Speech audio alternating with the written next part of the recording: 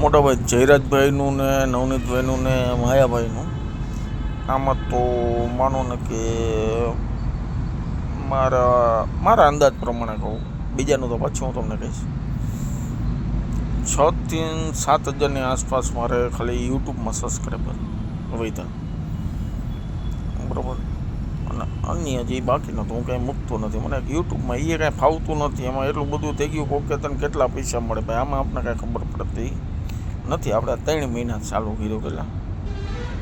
પણ એના કરતાં મહત્ત્વની વસ્તુ એ છે કે મેં તમને ઓલો વિડીયો નાખ્યો હતો, તમને ખાસ ખબર હોય તો.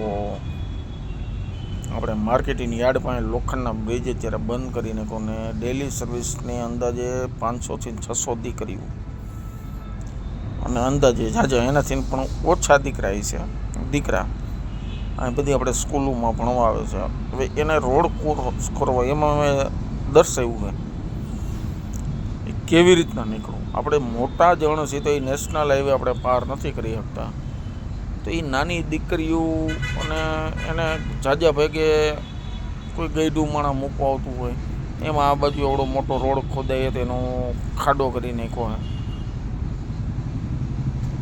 તો પછી આમાં શું કરે ખબર મોટા ભાઈ, કોઈ એવું રોડ ઓલા બાજુમાં હોય ત્યાં સ્પીડ બ્રેકર એવું કંઈક બનાવે. આવડી મોટી સ્પીડમાં ગાડી હોય, નાના દીકરા કેવી રીતના નીકળે? આમાં કાંઈ કાલ મોટો બનાવ બની જાય. બનાવ બને ને ન્યૂઝવાળાને મારા જેવા મુફતિયા હોય કે વ્યૂઝ છાપવાવાળા, બરાબર. પણ જેની ઘરે દીકરો વિયો ગયો એની ઘરે શું હાલત થતી હોય એ એને જ ખબર હોય.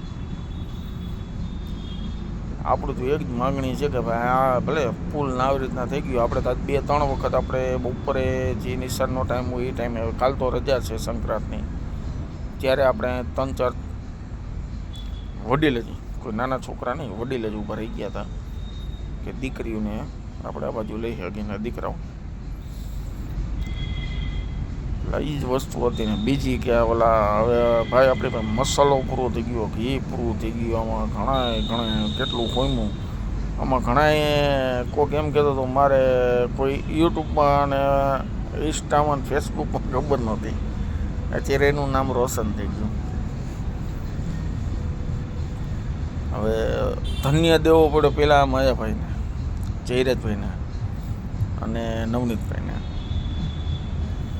કે આમાં કોઈનું નહોતું રહું. અત્યારે મારી ખુદની વાત કરું, બીજાની નથી કરતો, મારી ખુદની વાત કરું.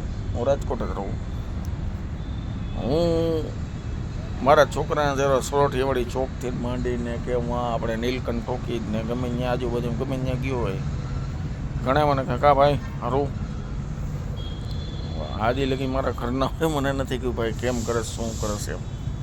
મારા ઘરના વિડીયો નહોતો છે, પણ આપણે જે પણ વિડીયો વિનો એક જ સમાજને તકલીફ ન પડે. આપણે એક જ વસ્તુ કે ભાઈ સત્યનો વિજય થાય.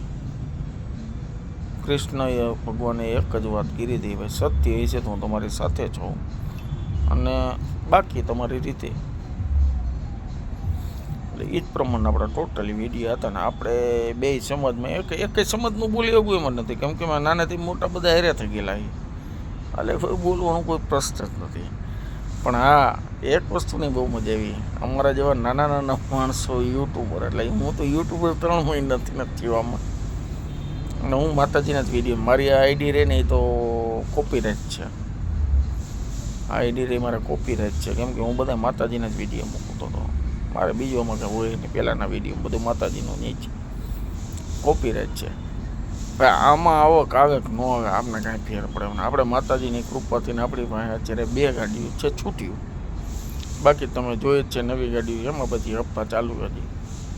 છૂટ્યું 2 છે, રોટલા નીકળી જાય. બીજું શું જોઈએ ભાઈ,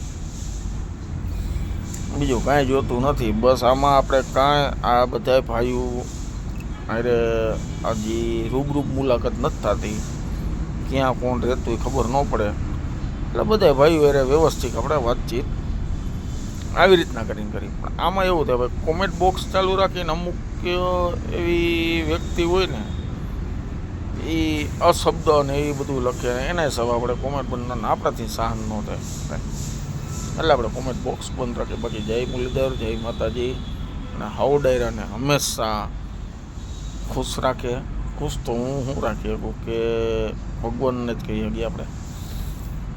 પણ જો સનાતનનું આપણે જે સમજ છીએ, આપણે ઘણું સમજ છીએ, બધા સનાતનનું જરાક જુઓ અને સનાતનના વિરોધીનું બધાનું જુઓ. આમાં મને આ બાબતમાં કોમેન્ટો ખરાબ આવે એનું કારણ આ છે કે આપણે સનાતન ધર્મનું, અધર્મી લોકોનું ને બધાનું કે સનાતનનો વિરોધ ન થવા દેતો. મનુષ્યનો જે થાય છે એનું આપણે સોલ્વ કરી શકશું. બાકી એક વખત આપણે છીએ ત્યાં લગી પછી આપણા છોકરાઓને ખબર નહીં પડે કે આ બધું શું હતું શું નહોતું, એ લોકો નહીં સમજે. એટલે જ્યાં લગી લાગે ત્યાં લગીને આપણું સનાતનનું પેલું જાગૃત રાખો. જય માતાજી, જય મુરલીધર.